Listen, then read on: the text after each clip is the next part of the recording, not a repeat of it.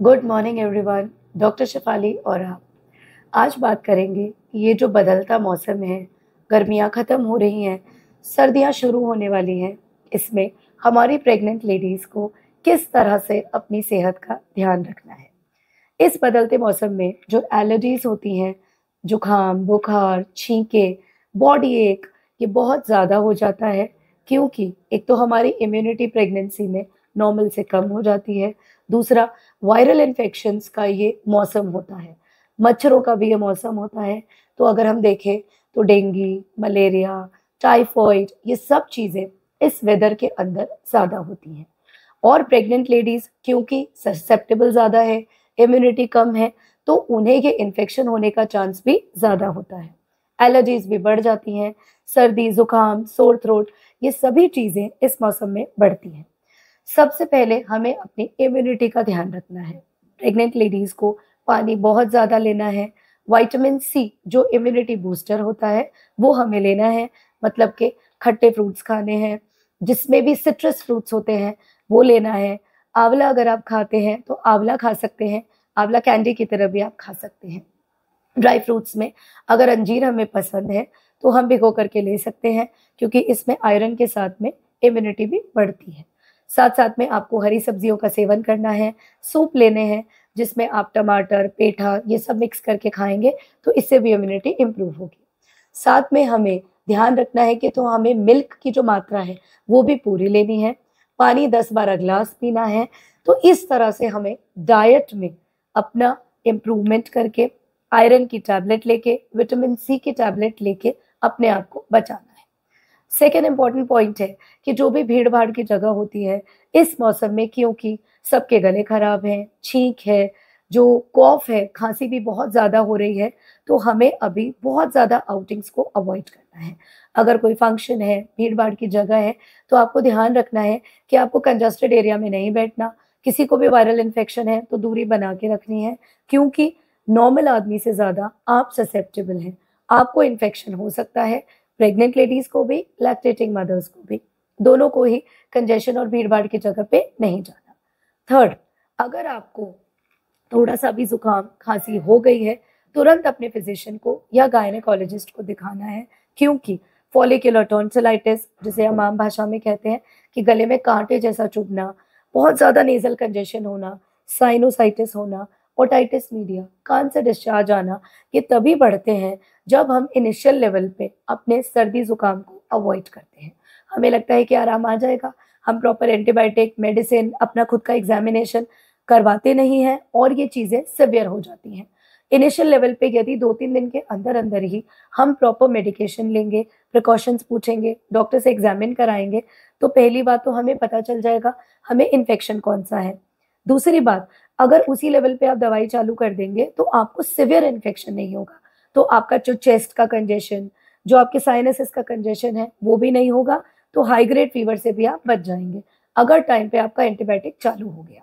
साथ में यदि आपको डेंगू या मलेरिया जैसी कोई इन्फेक्शन हुआ है, तो वो भी इनिशियल लेवल पे पता चल जाएगा, जिससे कि इनके जो आगे के कॉम्प्लिकेशंस हैं, जैसे कि प्लेटलेट कम होना, हीमोग्लोबिन पे असर आना, कुछ-कुछ जगह से ब्लीडिंग चालू होना, बच्चे की हार्ट बीट पे असर आना, बच्चे की ग्रोथ पे असर आना, ये सभी चीज़ें पहले से ही प्रिकॉशन और अर्ली ट्रीटमेंट से कंट्रोल हो जाएँगी।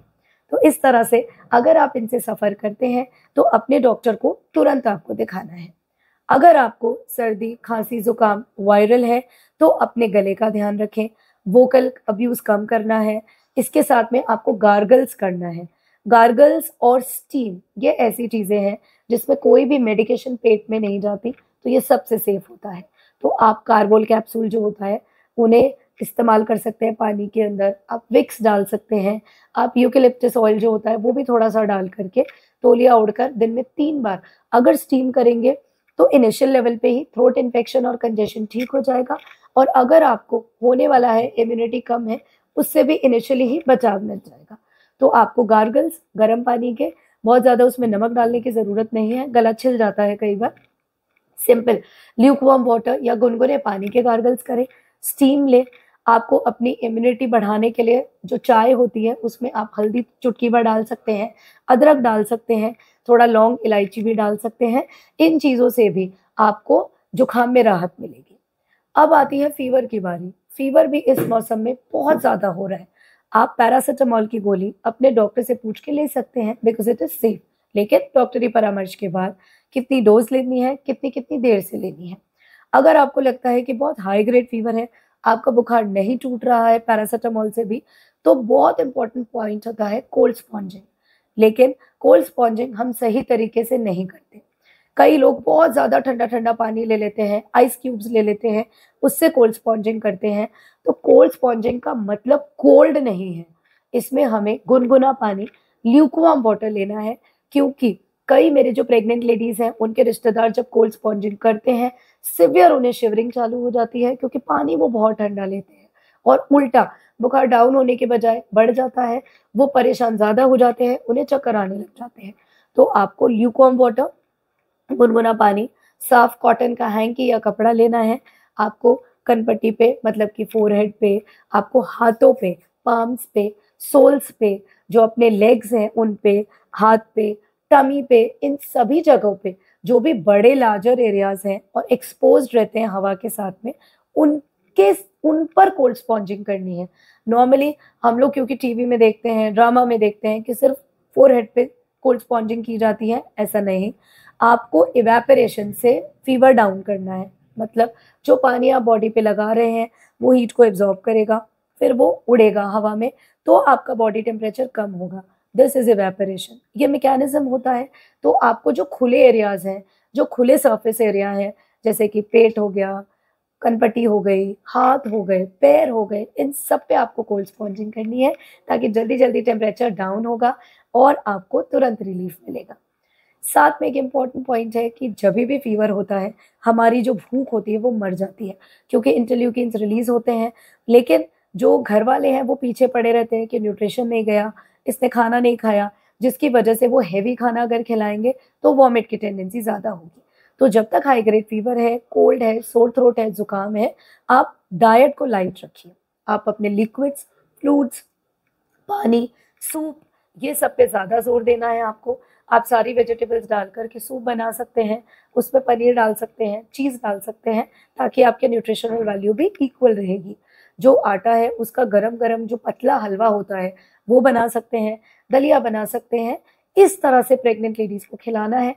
बहुत ज़्यादा अगर सब्ज़ी, रोटी सब चीज़ के पीछे पड़ेंगे तो उनका नौजिया बढ़ेगा, गले में दर्द बढ़ेगा, जिसकी वजह से वो डिस्कम्फर्ट फ़ील करेंगे। तो कोई भी लाइट चीज़ें उन्हें देते रहिए थोड़ी-थोड़ी देर पे। बहुत ज़्यादा अगर फ़ीवर है, नहीं खा पा रहे, तो आप अपने डॉक्टर को दिखा करके आईवी फ्लूइड्स या ड्रिप्स भी लगवा सकते हैं, जिनसे उनका एनर्जी और ग्लूकोज़ लेवल मेंटेन रहेगा।